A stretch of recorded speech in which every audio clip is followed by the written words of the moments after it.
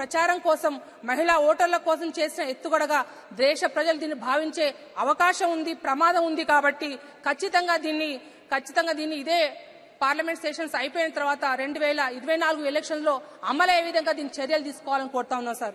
అంతేకాకుండా ప్రతి ఒక్కరూ అన్ని పార్టీల వాళ్ళు ఆమోదం పలికిన మహిళా బిల్లుగా దీన్ని ఖచ్చితంగా వచ్చే ఎలక్షన్ లో దీన్ని అమలయ్యే విధంగా మరొకసారి కోరుకుంటూ ప్రస్తుత జనాభా లెక్క ప్రకారమే దీని రిజర్వేషన్ ప్రక్రియని తక్షణం అమల్లో తీసుకురావాలని మహిళల పక్షాన కోరుతున్నాం సార్. వాస్తవానికైతే 2021లోనే సెన్సస్ జరగాల్సి ఉంది. కానీ కరోనా చేపట్టి ఆలస్యమైనందున దీన్ని తప్పకుండా ఇదే సెన్సస్ లో తీసుకొని డీలిమిటేషన్ అనే కాలయాపన చేయకుండా ఖచ్చితంగా ఈ త్వరితంగానే ఈ 2024 ఎలక్షన్ లో ఇంప్లిమెంట్ అయ్యే విధంగా దీన్ని మహిళా బిల్లు రిజర్వేషన్ చేయాలని కోరుకుంటూ ఇంత గొప్ప అవకాశం ఇచ్చినందుకు మరొకసారి తెలియపరుస్తూ బీఆర్ఎస్ పార్టీ తరఫున ఖచ్చితంగా ఈ ఎలక్షన్స్ లో అమలయ్యే విధంగా మీరు చేయాలని చెప్పేసి ప్రత్యేకంగా కోరుతా ఉన్నాం sir.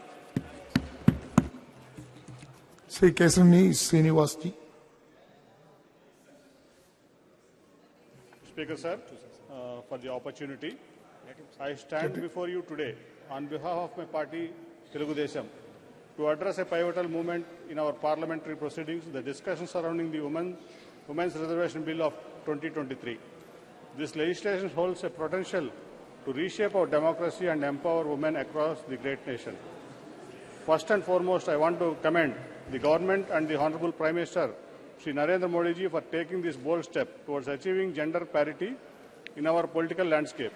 The Women's Reservation Bill, if passed, will reserve 33% of seats for women in the Lok Sabha and the state legislative assemblies, making a significant stride towards the gender equality and female empowerment. The need for such a bill cannot be overstated. India, with its rich history and diverse culture, is a home to a vast pool of talent, intelligence and leadership potential among its women. Yet, despite making up nearly half of our population, women remain underrepresented in political sphere. This bill addresses the imbalance head-on, recognizing that true democracy can only thrive when all voices, irrespective of gender, are heard and valued. But let us not forget that the call for gender equality and the respect for women's roles in our society are deeply embedded in our culture, tradition and history. From our ancient texts to our rich mythology, Indian culture has celebrated the divine feminine energy. Goddesses like Saraswati, Lakshmi and Durga symbolize wisdom, prosperity and strength respectively. This profound reverence for the feminine underscores the fact that the empowerment of women is not just a modern concept but a timeless value woven into the fabric of our civilization, sir. Sir, in our history, we find inspiring examples of women who displayed unparalleled courage and leadership. Women like Rani Lakshmibai of Jhansi and Rani Rudrama of Kakatiya dynasty, a Telugu lady, often referred to as warrior queens, valiantly resisted colonial rule and continue to inspire us today. The courageous women exemplified the strength, determination and unwavering commitment to our nation's cause. Women like Sarojini Naidu, Kasturba Gandhi, Aruna Asaf Ali, Bikaji Kama and Durgabai Deshmukh, a lady from Andhra Pradesh, were not just poets, supportive partners or flag bearers. They were dedicated freedom fighters who worked tirelessly alongside male leaders, enduring hardships and making immense sacrifice to secure India's independence. Their contributions are a testament to the vital role women have always played in our nation's progress. Indira Gandhi, the first woman Prime Minister of India, was not just a prominent political figure, but a dynamic force in shaping our nation's destiny. Here, her leadership during challenging times left an 2 minutes, sir. I'm concluding. Please. 2 minutes, just 2 minutes.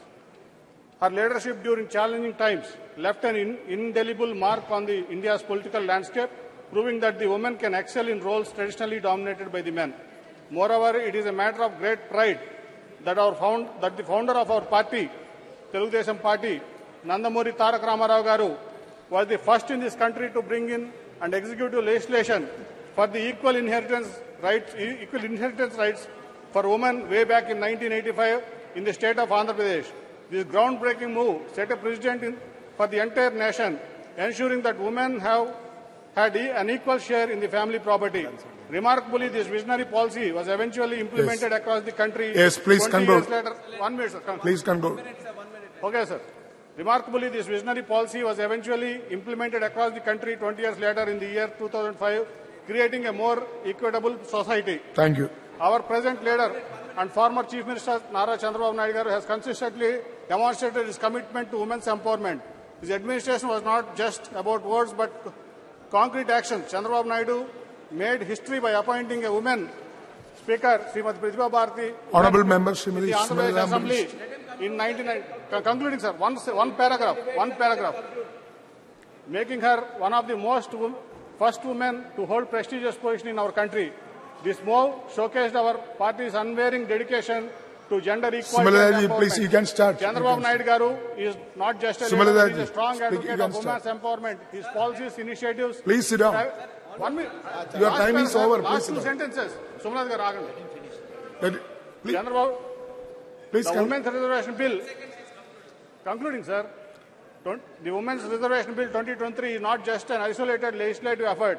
It aligns seamlessly with the Telugudesam Party's long-standing commitment to women's rights and empowerment. Okay. It is a continuation of the party's legacy of championing gender equality and ensuring the women Thank have you, a sir. prominent place in the political arena.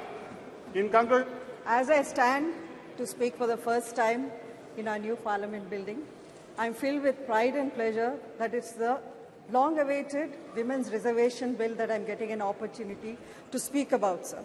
While we are celebrating 75 glorious years of our Parliament journey, I have to mention being the first independent woman MP from Karnataka, I'm very well versed with the challenges we women face when we choose to enter a public life.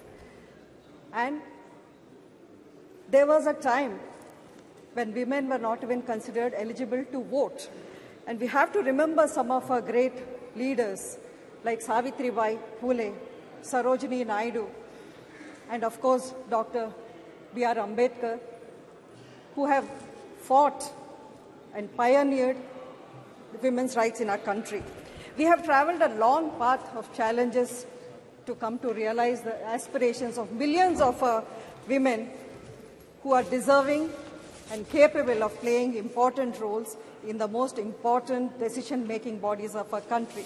Sir, I come from Karnataka, where women like Kittur Rani Chennamma, Abbaka Rani, Onke Obawa are celebrated as icons of bravery and women's pride. Sir, in parts of Karnataka, we also have been following a system called Aliya Santana, which follows a matrilineal system, where women are considered superior in every which way. Sir, this I consider as part of our Sanatana Dharma.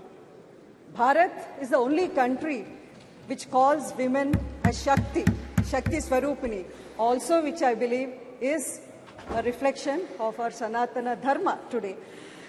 Sir, dreams are dreams unless and until you have the will and the conviction to make them a reality. And I thank the Honorable Prime Minister Modi and his cabinet for having the conviction and the will to demonstrate this truth today. And this, I believe, this bill will help us achieve the United Nations mandated Sustainable Development Goal 5, which focuses on women empowerment as well as gender equality. Today, as we stand on the cusp of this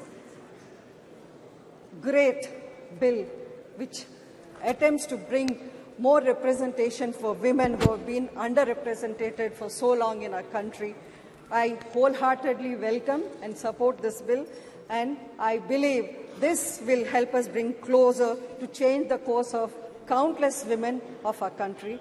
Thank you, sir, for giving me this opportunity. Honorable Member Sri N.K. Premachandran.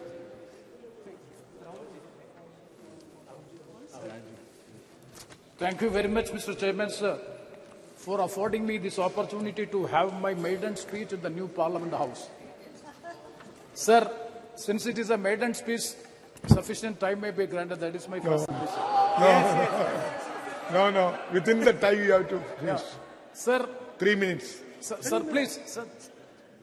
Sir, first, I would like to support the bill, subject to certain reservations and subject to certain amendments which I would like to move. Sir, first of all, I would like to seek the clarification from the cabinet colleagues. Even the Prime Minister yesterday, at the time of introduction of the bill, was eliciting that this bill is a Nari Shakti Videk or Nari Shakti Vandan bill. And today the cabinet colleague Smriti Irani ji has said that this is a Nari Shakti Adhinam. So this is a constitutional amendment bill. That bill has to come separately before the parliament so as to explain the details of how this reservation, all these things have to come further. But I can't understand a constitutional amendment bill already being named in another name, that too in Hindi. And even the constitution and the rules of practice is very specific that the nomenclature of the bill has to be in English.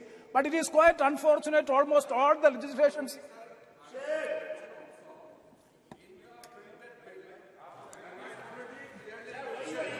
128 constitutional amendment bill. Now, how we refer it? Definitely, there are different names for a bill. It has been in the past also. This is not the first time. But when it is printed in the list of business and clearly mentioned 128 constitutional amendment bill, there should be no confusion in the minds of Honorable MP. Okay, Prime Minister, please. Nari Shakti Videk means women's empowerment bill. Let me. This is a constitutional amendment bill providing reservation to the women. So you can name it anyway, you can describe it anyway. But the nomenclature of the bill is a constitutional amendment bill, no doubt about it. Yes. And regarding the nomenclature also, nowadays it is. Sir, I'm not going to the details because I know. Sir, I fully support the bill. Once again, I would like to say I fully support the bill. It is constitutional, it is okay. But at the same time, I would like to say that, see, more than half of the population in the country, you all know that it is women. And definitely, women is playing an important role in the nation building process. So the participation of women, sir, I think that it is mistakenly done. So the participation of women in the policy making process, that should be adhered to because it is the need of the hour. So the idea of boosting women's empowerment is from 1957 onwards. The Balrai Mehta Committee in 1957, sir, the Ashok Mehta Committee in the year 1978, and the National Perspective Plan for Women in the year 1988. All these reports are stressing the need for women's participation in the legislative bodies. So it is back from 1957 onwards, it is there. So the first in the legislative history of India, the first time a women's reservation is being incorporated or bill is being brought in the parliament is none other than late Sri Rajiv Gandhi in the year 1989.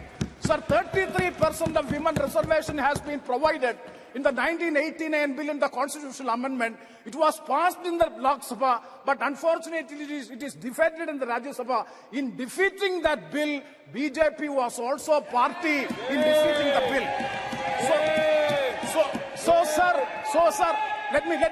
So, sir, first time in the parliamentary history, in the legislative history of India, Rajiv Gandhi's name has to be remembered. It is to be memorized because he is the person introduced a bill by which 33% of women reservation there in the parliament as well as in the state legislative assemblies. Yes, absolutely correct. Subsequent to it in the year 1993, when P.V. Narasimha Rao was the Prime Minister of the country, 73rd and 74th Amendment has come into place. There also 33% of reservation has already been given. So also I would like to state in my Kerala State Legislative Assembly, sir, you may see in the year 1990, the District Council Act in which also 30% reservation has been provided in the state of Kerala. Now it is in the Jilla Panchayat and the three-tier Panchayati Raj and Nagarpalika institutions. Now it is more than 50%. Now as per the statistics of Kerala State LSGs, we are having 57.5% reservation already, not reservation participation of women in the local self-governments in the state of